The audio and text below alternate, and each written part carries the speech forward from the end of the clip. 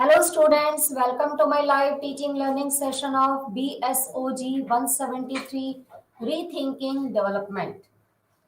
Today we will discuss about Block 2, Unit 6 and 7. Both will be covered in today's session.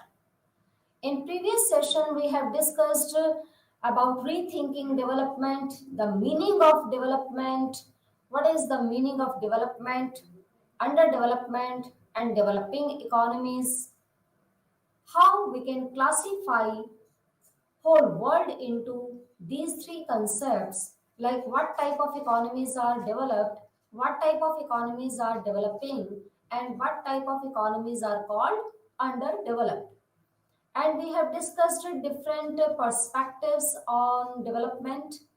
And in today's session we will discuss about, we have done also urbanization, modernization and industrialization is the main title of this unit, and unit 7, the main title of this unit is human and social perspective of development. So today we will discuss about both the units which is covered in block 2, unit 6 and unit 7.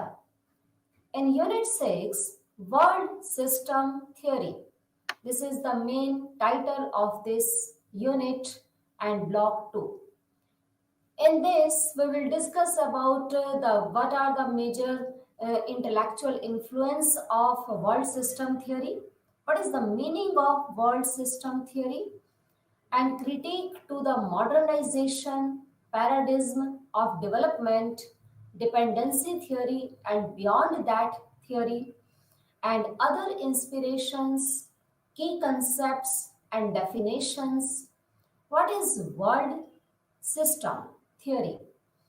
Core, periphery, and semi-periphery countries are which type of countries?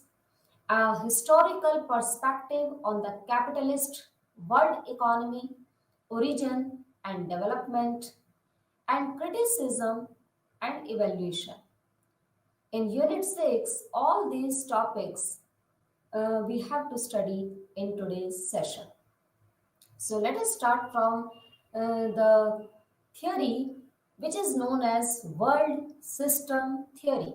What is the meaning of this world system theory and who propounded this theory?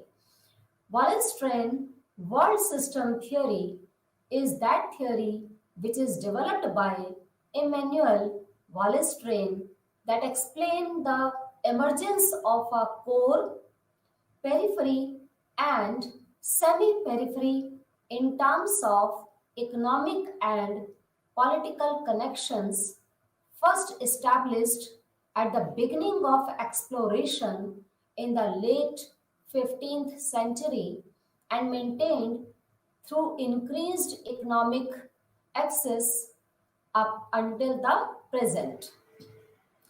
Core countries. Which countries are called core countries? Core countries are those countries which have strong economic, with large economic productivity, high per capita GDP, high national income, higher living standard, and higher economic growth. It means core countries are generally called developed countries. Developed countries are dependent for their development on underdeveloped and developing countries. Now, semi-periphery countries are those countries which are newly industrialized countries with median or middle standard of living, such as Chile, Brazil, India, China, and Indonesia. They offer their citizens relatively diverse economic opportunities but also have extreme gaps between rich and poor. There is a massive inequality exists in between of country people. Some people are very rich and some people are living in a very poor life. So there is a class struggle and inequality of income and wealth exist in semi-periphery countries. And these countries are newly industrialized countries. They have a middle standard of living, not upper, not lower, medium or median standard of living. And the countries who lie in this semi-periphery is Chile, Brazil, India, China, and Indonesia. But they have extreme gaps between rich and poor, and their citizens relatively have diverse economic opportunities. And third type of countries are called periphery countries that have low level of economic productivity, low per capita income, low national income, low living standard of the country people. The world economic periphery include Africa, parts of South America and Asia, but not South Africa. African continent economic access up until the present. Now, world system according to Wallenstein, the modern nation state exists within a broad economic, political, and legal framework which he calls a world system. So, world system can be defined the whole things in which economic, political, legal, all these things are included in it. So, according to Wallenstein, the modern nation state exists within a broad economic, political, and legal framework which he calls a world system. Just as individual behavior can't be understood without reference the socio-cultural system in which they are members, individual societies or nation states can't be understood without reference to the world system in which they are embedded. So, if we want to know about world system, so we must have to know about all the members who are living in this world and individual societies or nation state. All these things without world system, without knowing this world system, we can't understand these things. So, world system is a very broader concept, not a narrow concept. And in this concept, we include whole world economy. Now, how we can classify the whole world economic system in a three parts or in three categories, that is core, periphery and semi-periphery or margin. So periphery countries are those countries which are known as underdeveloped countries, which have low per capita income, low national income, low standard of living, massive poverty, huge population, and so many other problems exist in periphery countries. Core countries are generally called developed countries who have high per capita income, high national income, higher living standard, and higher industrialized activities and higher living standard of the country people. They mainly trade with periphery countries and semi-periphery countries. And diffusion of technology also exists because diffusion means change in cultural, change in technologies which occur from time to time. So diffusion of technologies, almost all underdeveloped countries and developing countries are dependent upon modern technologies and advanced technologies on core countries, and core countries are mainly dependent for raw material and other manpower or labor which is available in a developing and underdeveloped countries in abundant. So developed countries are dependent on periphery countries and semi-periphery countries for their development of their own country. And same as underdeveloped countries and developing countries are also dependent upon core countries for getting modern and advanced technologies and getting capitals which they have lack of capital formation. That's why they are dependent for capital on core countries. So both countries and three types of these countries are core, periphery and semi-periphery are interrelated and interconnected with each other. Uh, this can be explained with the help of dependency theory, which was propounded by Parrish, after that Paul Barron. Now, world system theory in this dependency theory is a body of social science theory predicted or predicated on the notion that resources flow from periphery of poor and underdeveloped countries to a core or wealthy states, enriching the latter at the expense of the former. It is the central contention of dependency theory that poor states are impoverished and rich ones enriched by the way poor states are integrated into the world system. Dependency theorists like Andre Gunder Frank were criticized by later Marxist because it only describes the relationship between the core and periphery countries as a two-tier model and does not explain fully. That's why this theory was criticized by Marxist theorists. Wallenstein, who gave world system theory, Wallenstein refined Frank's dependency theory in his world system theory. So, dependency theory is a social science theory which tells us that how resources flow from periphery to core countries. Peripheries are underdeveloped countries and core countries are wealthy states which are very enriched in resources, but sometimes they are dependent on underdeveloped countries for their higher growth rate. So in this case, poor states remains poorer and rich becomes more richer.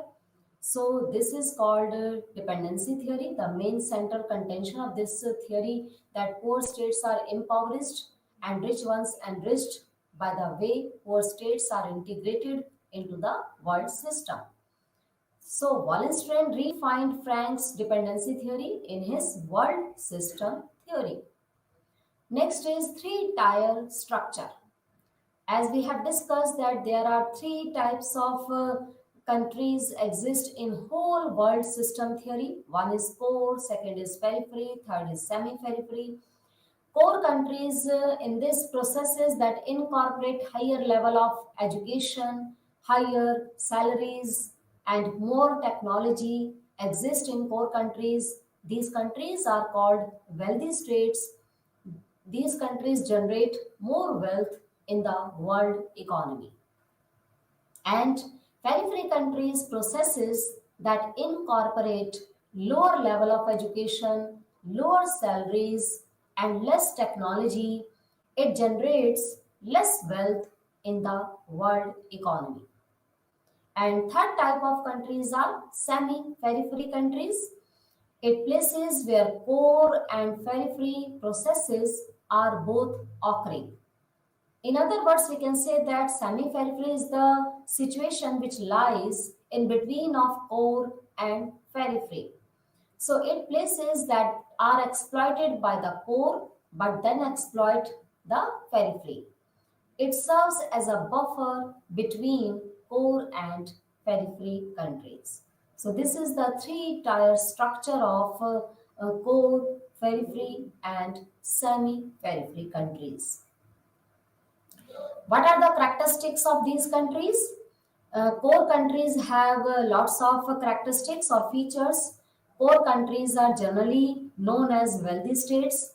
They have rich areas, diversified economic activities, higher level of technology, higher living standard of the country people, higher wages, economic and politically they are more strong and they have more power and they are well industrialized countries and they are very rich in a wealth and they have more advanced and modern technologies.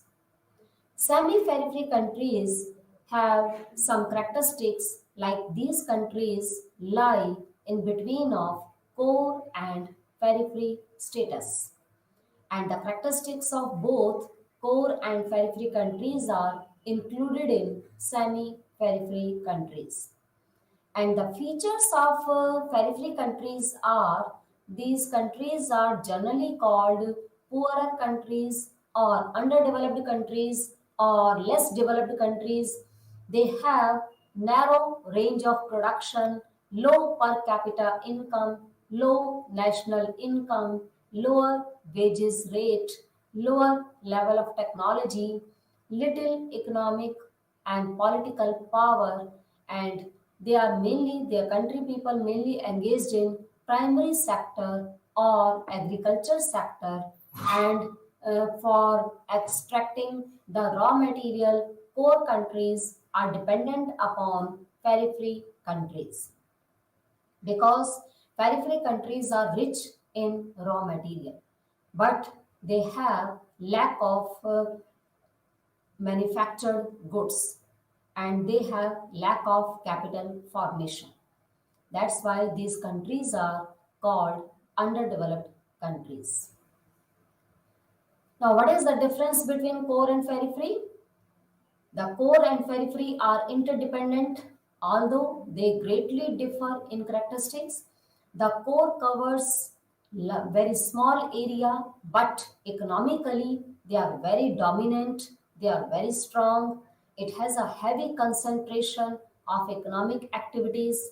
Infrastructure is highly developed in core countries and it is the center of innovation, research. Population density is usually high in the core countries, and government and administrative functions are concentrated here. In periphery countries, it covers a very large area and infrastructure is very poorly developed and the economic activities are within the primary sector which is known as agriculture sector. Most of the country people are still engaged in agriculture sector in periphery countries. The GDP level or gross domestic product is very low in periphery countries and the periphery is in a subordinate position to the core. This is the basic difference between core and periphery countries. Now next is the history of capitalism origins. How this capitalism originated. The concept of capitalism originated. You know that there are different forms of economic system which are exist in whole world. Before the origin of capitalism, feudalism were exist in the economy. Before feudalism, uh, primitive community, the economic system was exist in the economy. So there are five economic system. One is primitive community, second is feudalism, third is capitalism, fourth is socialism, and fifth is mixed economy. Some countries in a whole world, some countries are following the system of capitalist economy. They have followed capitalism system and they are going on the path of progress and development with adopting this capitalism system. But some other countries have followed socialism and they are doing growth and development with the help of a socialist economy. And Indian economy adopted mixed economic system in which both capitalism and socialism advantages are included and disadvantages are removed. So, history of capitalism origins is the capital relation arises out of an economic soil that is the product of a long process of development. The so called primitive accumulation Marx is poking fun at bourgeois historiography, according to which the wealth of the few is historically based on the dilig- diligence and frugality of a small number of people. Generally, capitalism is a system in which wealthy or rich person or all the factors of production or mode of production are owned by private or individual person. In capitalist system, there is a lot of freedom for consumers and producers. They don't have any restrictions put by government because government does not interfere in economic activities in a capitalist economic system. In capitalist system, there is a main motive is profit earning, not social welfare. Their main aim is to earn maximum profit, and producer is free to produce any commodity, and consumer is also free to consume any commodity. Whatever consumer demand for the commodity, producer always produce those goods and services. And the price of the commodity is fixed by demand and supply curve, which is known as price mechanism. It's a free system, it's a free mechanism system through which demand and supply forces can determine each and every commodity price which is produced by the producer. So, capital relation arises out of an economic soil that is the product of a long process of development. And Marx was the great criticized. Marx was the mainly favor. Marx gave favor to socialism, and Marx was against of this capitalist system. Marx believed that socialism is the best way to improve the condition of the country, and socialism is also the best way to fill the gap in between of rich and poor society of the country people. Capitalist economy increases the gap in between of rich and poor people, but socialist economy fill this gap. So if we want to reduce the class struggle, the conflicts between rich and poor, and if we want to make equal distribution of income and wealth, then we must have to adopt socialist economic structure rather than capitalist economic structure. So Marx was the great economist and a politician, and he gave favor to mainly socialist economic structure rather than capitalist structure. A brief history of capitalism. Feudal system preceded capitalism in Europe. Everyone owned private property, some property or products produced on other property. Most could support selves. 15th century enclosure movement forced people of what had been public land, sent them looking for work in cities, provided labor force needed for industrialization.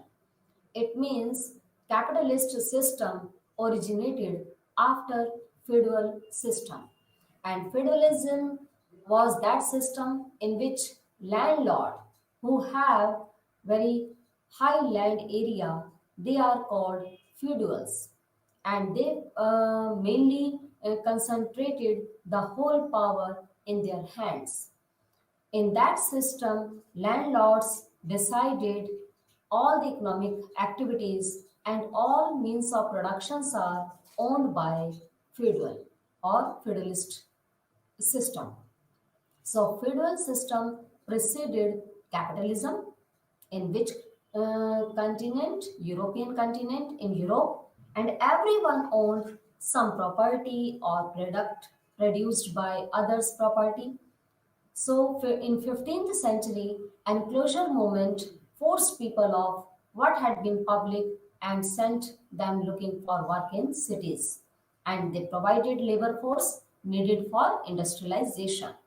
So this is the brief history of capitalism. Now, next is what is capitalism? Capitalism is an economic system in which the means of productions are owned by private entrepreneurs and goods and services are produced by producer only for profit earning, not for social welfare. In this capitalism system, people set up business using capital, land, factories, wealth in order to produce goods and services to make money, thereby creating more capital for themselves. So their main motive is to earn profit, not social welfare. And prices and distribution of goods are determined by competition between producer in a free market. And how prices are determined? Prices are determined with the help of demand and supply forces. Demand generally made by consumer and supply is made by producer. Demand curve is downward sloping and supply curve is upward sloping. These demand and supply are called two blades of scissors which can determine the equilibrium price with the help of intersection. So free market is a system where people are free to use, sell their private property without outside interference. And profit motive means the desire to produce more goods and services in order to gain more profit, more wealth. It means they are always in greed of profit.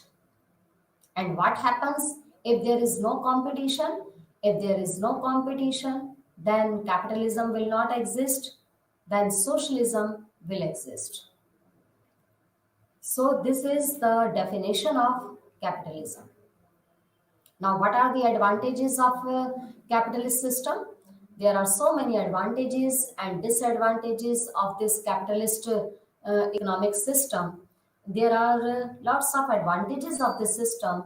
In this capitalism system, automatic working exists, higher efficiency and incentive to work hard exist in the economy, higher rate of capital formation, economic development, and higher prosperity, optimum utilization of resources or ideal use of resources always made by producers and democratic system exist in the economy, and it also encourage to entrepreneurs to take risk and to produce more and more production or goods and services.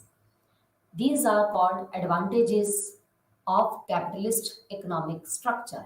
But there are some disadvantages also.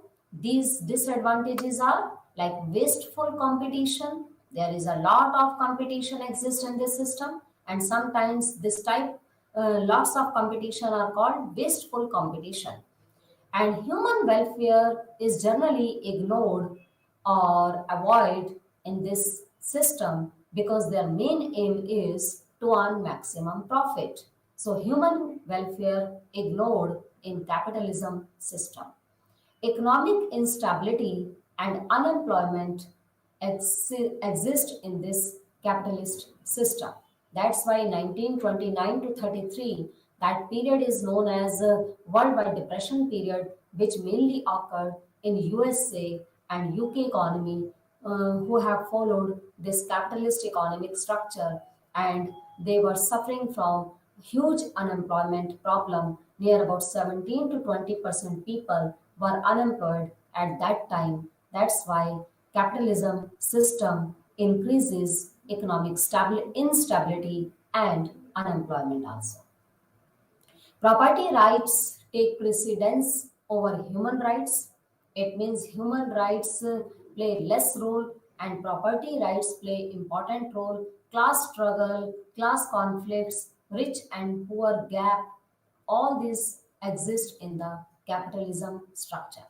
Social injustice and economic inequality always present in capitalism economic structure, and misallocation of resources, emergence of monopolies, and concentration of economic power in a few hands exist in this capitalism structure. That is the main drawback of this system, and malpractices also exist in this system. So these are called disadvantages of capitalism system. Next is criticism of world system theory. Now we can criticize this world system theory because it reflects a deterministic point of view. Wallenstein believed since the world system had been fully developed by the 1950s, no country would be able to enter the system and successfully compete. Countries in the periphery would probably never be able to catch up economically with those in the core and did not factor the prior dominance of China. So, world system theory, which was propounded by Immanuel Wallenstein, who said that economy can be classified into three parts or three categories, that is core, periphery, and semi-periphery. This theory was criticized by some other thinkers and economists. They said that countries in the periphery would probably never be able to catch up economically with those in the core, and Wallenstein believed that the world system had been fully developed by the 1950s and no country would be able to enter the system and successfully compete. But this theory has some disadvantages. That's why it was criticized by some thinkers. And what are the critics of Wallenstein and his theory? His critics made by Andre Gunder Frank, the world system is much older. The world system is a consequence of a system that originated in Asia. And Janet Abu Lughod, the modern world system did not emerge in the 16th century, and during the medieval era, the world economy centered on the Middle East. This is the critic of Wallenstein world system theory. Now, next is conclusion of this unit 6. This section has highlighted that the world system theory, drawing from various intellectual traditions, provides an advanced, a sophisticated understanding of inequality as a result of the rise and development of capitalist world economy. It has focused on world system theory as a critical perspective to a capitalist development and modernization. So, this is the world system theory and critics of this world system theory, which we have discussed in Unit 6. Now, we will start Unit 7. Unit 7 is Human and Social Perspective. This is also the perspective on development. In this, we will discuss the introduction of human and social perspective. What is the meaning of this? What is human development? How it can give important role in development? And what is social perspective on human development? Capability approach to development, development as freedom, process of human development, and ideas which is connected with human development perspective, and in last conclude the unit 7 in this unit what we have discussed. So let us start from introduction of unit 7. The topic is human and social perspective. Introduction. In this unit, we will discuss human and social development perspective. Before that, let us discuss different meanings of the word development. For some, development can signify a change in positive direction in people's life as an increase in income or betterment of individual well-being. Generally, what is the meaning of development? Development refers to positive directions in people's lives. Development refers to betterment of individual well-being. Development refers to increase the income of the country people. But there are still others who believe that there is need to expose the different definitions of development as it has not reduced the inequalities of income and wealth between the different nations. Next is the Pakistani economist Mehboob Haq and Indian economist Amritya Sen together worked to develop the Human Development Index.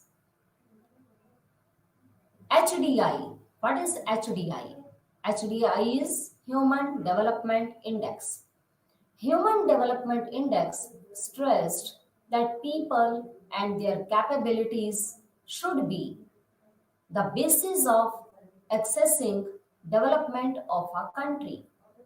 According to UNDP, United Nations Development Programme, the Human Development Index or HDI is a summary which measures of average achievements in key dimensions of human development. And these dimensions of HDI are a long and healthy life, being knowledgeable or educated, and have a decent standard of living. It means, according to UNDP, HDI include three components, that is life expectancy, in which a person should live long and healthy life. Second is education, being knowledgeable. And third is a higher living standard, have a decent standard of living. So these three components are included in HDI, through which we can define what type of economy is developing economy and whose HDI rank is higher in world HDI rank. Human development. Human beings play very important role in development process. Now let us discuss the distinctiveness of human development approach. If an approach of development focuses on the economic growth, then the unit of analysis is the economy, and the market prices play an important role in policy making linked to development. In the human development approach, the focus is on the person, and the economy is just one of the aspects that helps people lead a healthy life, pursue education and jobs, and increase their well-being or standard of living. The human development approach thus puts people first and focuses on their freedom and capability. It was in 1990 that United Nations Development Programme UNDP introduced a new approach to advance human well-being. It is known as human development approach. This idea of human development was present in Human Development Report, which was produced by UNDP, United Nations Development Programme. In addition to this UNDP report, the different countries also produced their national and regional human development reports. These reports evaluated the quality of life of a population and proposed ways for its improvement. Next is the other aspects of the society, as health and education are also important for getting higher human development, because education and health are the key component of human capital formation, and human beings contribute in the development of the economy. It play very important role for the growth and development of the nation. So, the other aspect of the society, as health and education, are also very important. For example, during the outbreak of the COVID 19 pandemic in 2020, the major concerns of the countries of the world was the availability of hospitals, infrastructure as beds and ventilators to treat the COVID 19 patients. The availability of healthcare facilities and services was an asset in dealing with the health crisis. This proved that healthcare facilities can be more significant than national income. So, in development, not only increase in national income or per capita income give contribute to increase the economic development, education and health facilities also give more contribution in the development of the country. So, at the time of COVID 19 pandemic, each and every country realizes that hospital infrastructure and all healthcare facilities and services was really an asset in dealing with the health crisis, and this proved that health facilities play very significant role in development beyond that national income. Social perspectives on development or human development. What are the social perspective of human development? Social development influence human development as social institutions deeply impinge on individuals to exercise their capabilities. If people are highly educated and people have good health, you know that in a sound body, sound mind exists. And if people have sound body and sound mind, then they are more capable than others. And if they are more capable, then they can give more contribution in production of goods and services.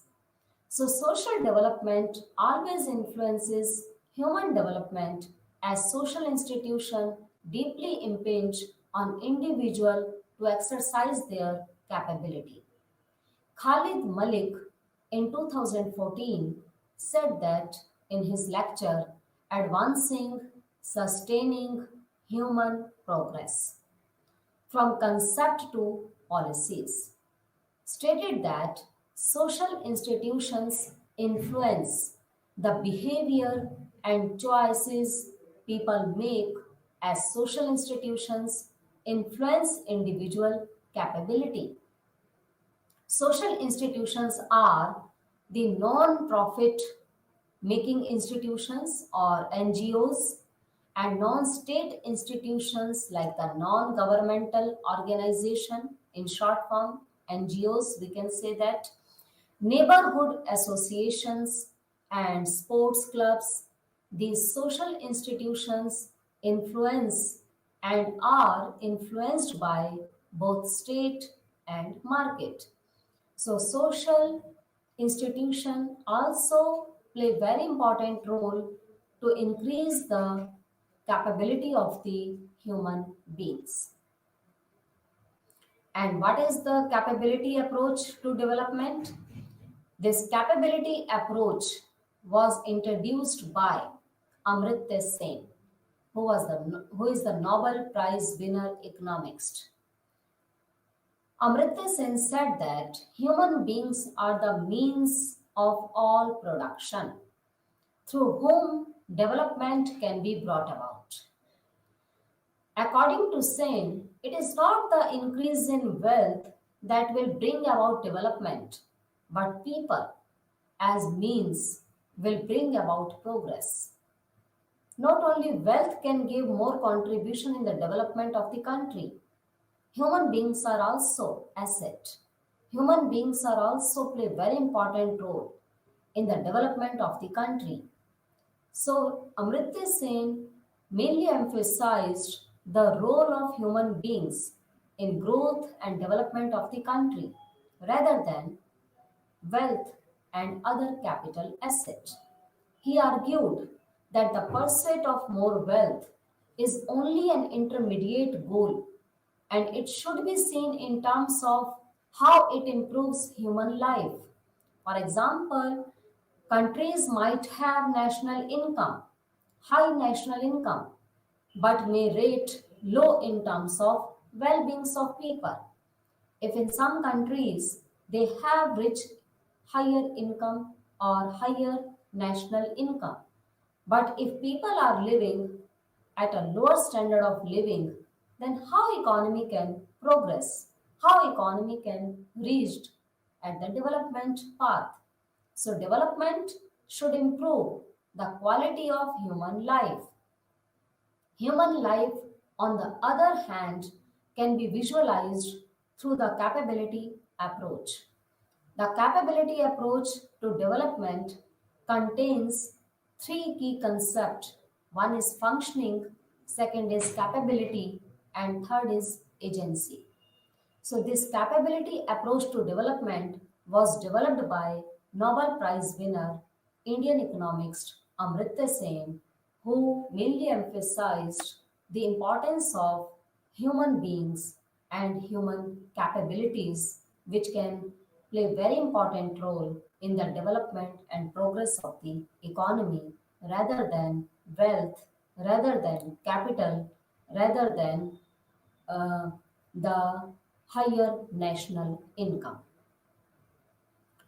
Now, in the book Development as Freedom, this is the book written by Amartya Sen, Development as Freedom.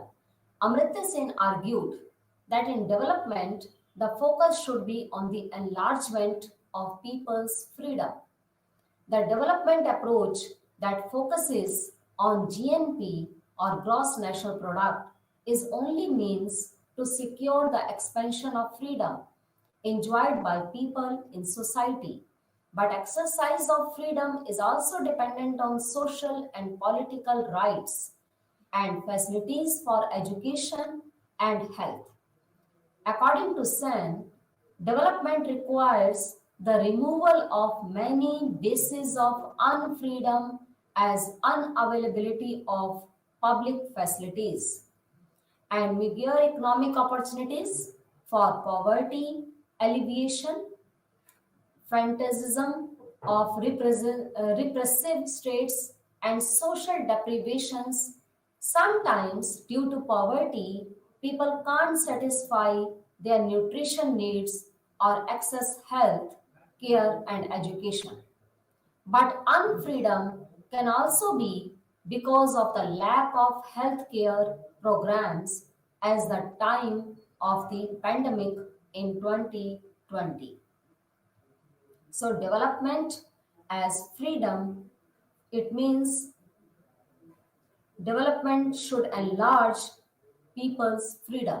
If people are free to do work, if people are free to think about the way how they can more contribute in the country's growth and progress, then it will also help in the achievement of development. Next is development as freedom. We can define this freedom are only the primary ends of development. They are also among its principal means.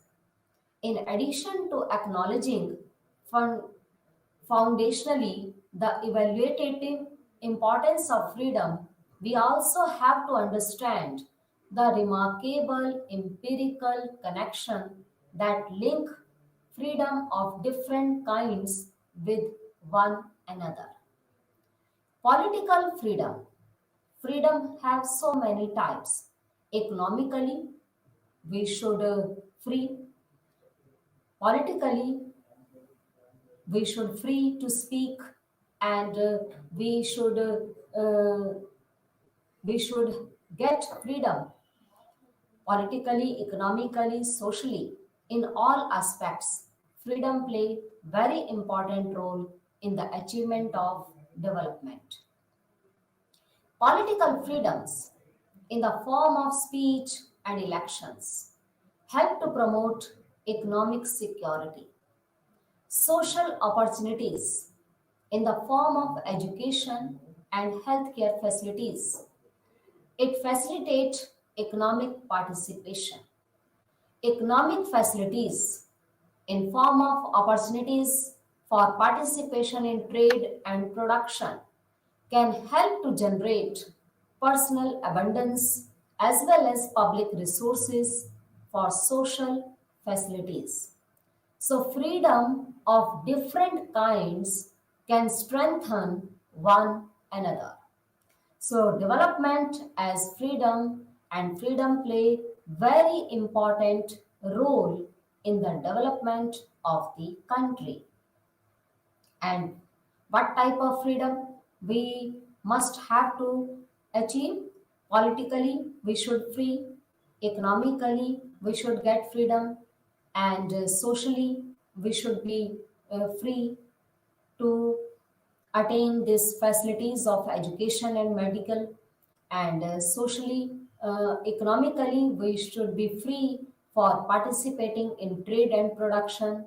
Politically, we should be free to speech for speech and election. So if all these type of freedom exist in the economy, then definitely it will give more contribution in the achievement of development.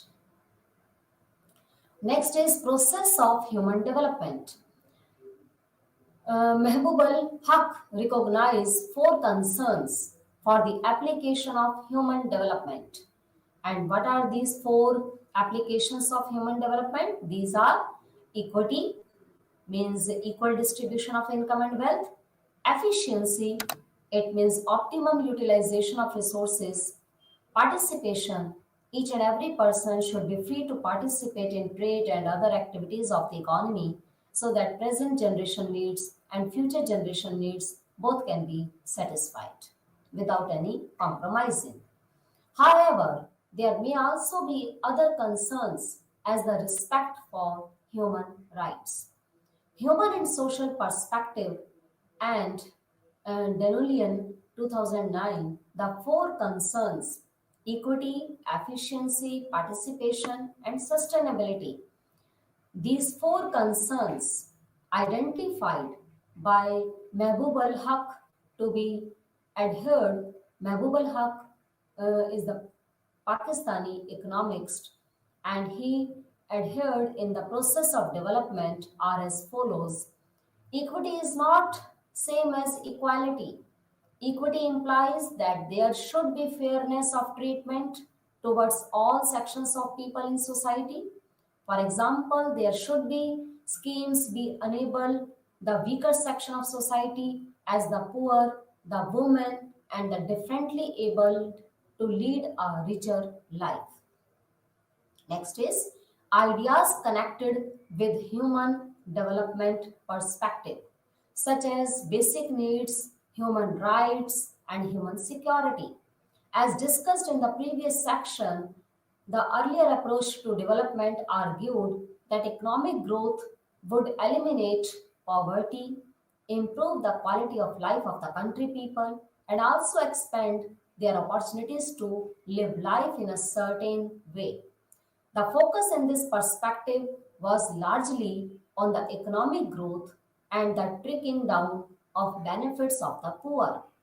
The first development decade was declared by UN General Assembly in 1961, the main objective was to support the state to achieve economic growth so that both the developed and the developing countries achieve a savings rate of investment. The first perspective connected with the human development approach is basic need. It means we do more efforts for fulfilling the basic needs of the country people. It was the basic needs perspective to the developmental approach provided an alternative to the economic growth perspective in the 1970s. The basic needs, you know that each and every person has some basic needs like food, clothes, shelter, education, health, housing, shelter. In this shelter, housing facilities are exist. Like the human development approach, the basic needs approach focused on improving the human life not only in economic terms but also in socio-cultural terms. Secondly, human development and the capability approach to development are also linked to the issue of human rights. According to the Human Development Report 2000, both these approaches work to secure the freedom, well being, and dignity of people, while the human development approach accesses the progress in a society through the freedom available to the individuals, and the human right enhances human development by focusing on rights and obligations of individual. Next is third perspective of this approach is that we will be discussing in this unit, that is linked to the human development perspective is human security. In first perspective, we have discussed basic need. In second perspective, freedom. And third perspective, human development. In this, human security is also very necessary for developing human beings categories or society. As developing countries increasingly faced internal conflicts, the notion of human security in the human development approach highlights that military solutions are not enough to tackle the problems in a conflict ridden society. The 1994 Human Development Report stated safety from such chronic threats as hunger, diseases, repression, and protection from sudden and harmful disruptions in the pattern of daily lives, whether in homes, jobs, or communities, are also very necessary for getting higher economic development. Now we can conclude in this unit. We have discussed the perspective on human development. We explored the development ethics and how value judgment held by policymakers influence development policy making, implications, and outcomes of development policy. We understood that in the past, economic development was measured in terms of economic growth, while human development is seen in terms of betterment of quality of life of the country people or human beings. The human development approach puts people first and works towards enhancing their capability. So, in today's session, we have covered both the units, Unit 6, World System Theory, and Unit 7, the human and social perspectives of development. In next session, we will discuss about other unit. Thank you.